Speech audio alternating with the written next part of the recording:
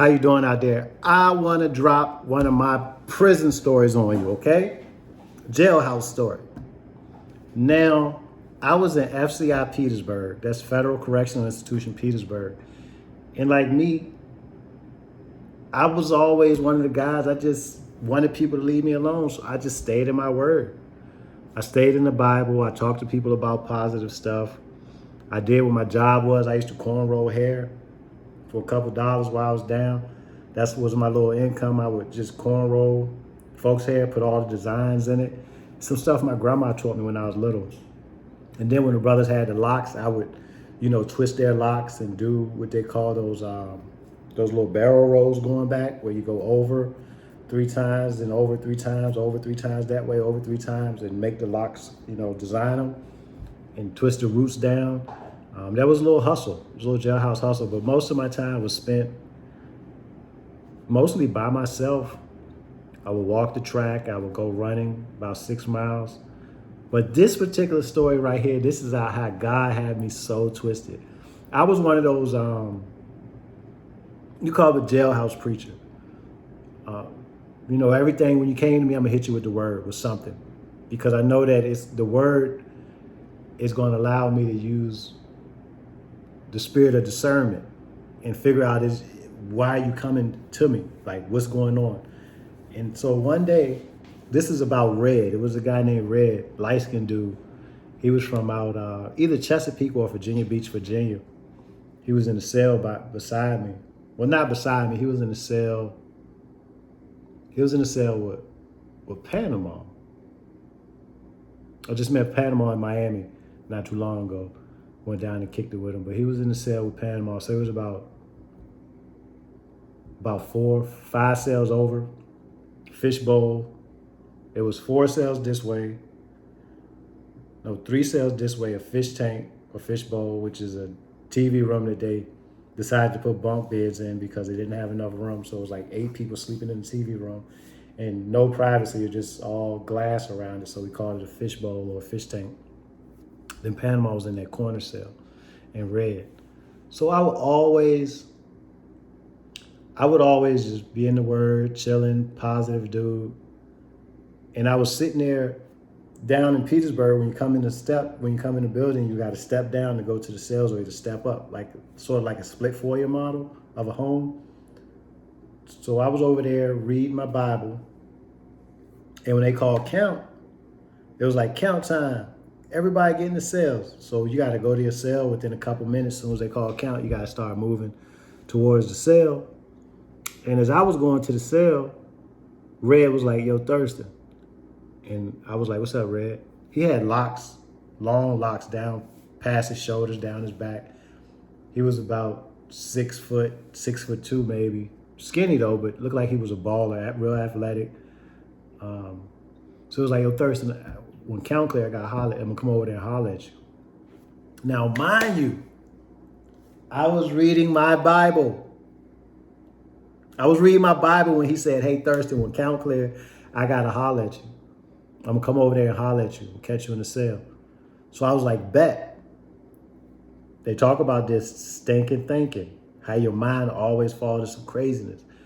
So I would say bet, because when somebody say when the count clear, I'm gonna holler at you, that is actually like a threat in penitentiary terms. So I was like, okay, bet, no problem. I go in for count. I'm in the cell. My partner Harold.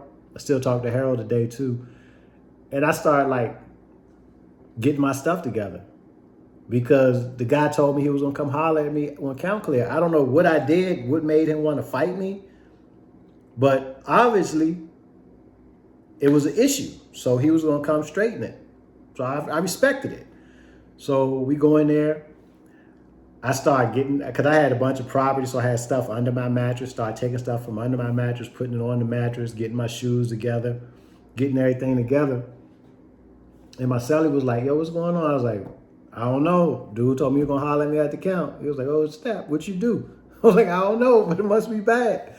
And so I just got everything together. I had asked her, I was like, "Hey, when the sale pop, man, let me go ahead and take care of this business." So because I really thinking we ready to beef. So I'm on the top mat.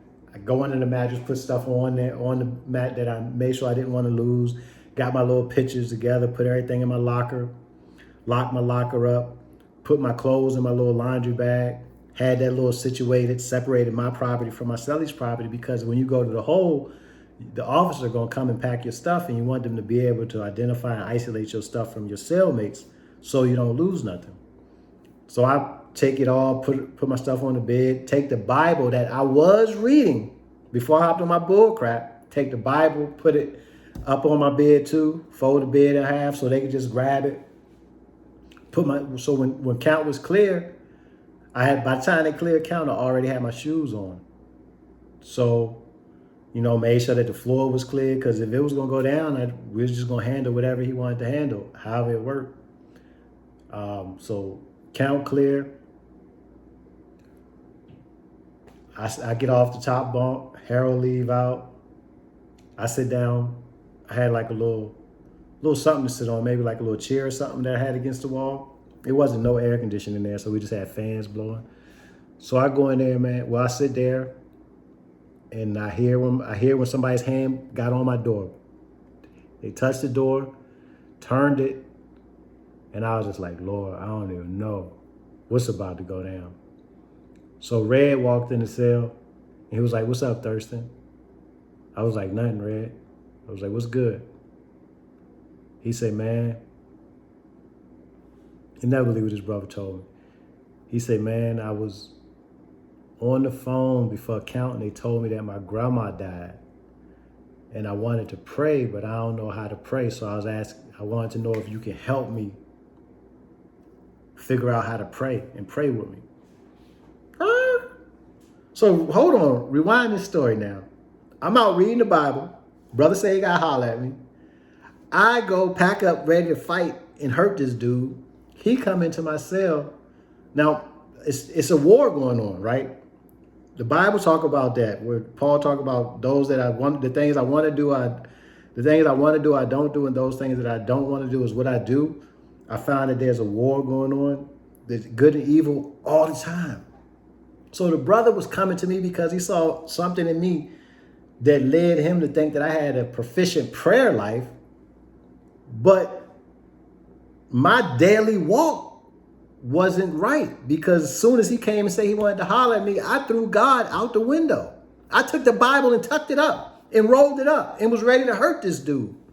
And all the brother wanted to do was sit back and learn how to pray. So that was the story with Red, man. I really had Red messed up. We talked, I shared some scriptures. I consoled him a little bit, showed him like the structure and the outline of praying. And the Lord's Prayer, Matthew chapter 6, verse 9, it just go through how to address God, how to come to him, how to approach him in prayer, how to tell him, what we're thankful for, how to ask for forgiveness. And, I just talked to Red, and we had a really good time. And Harold came back in the cell. He was just laughing. He was like, "Yo, Thurston, you got to cut it out. You got to cut it out. You can't be straddling the fence."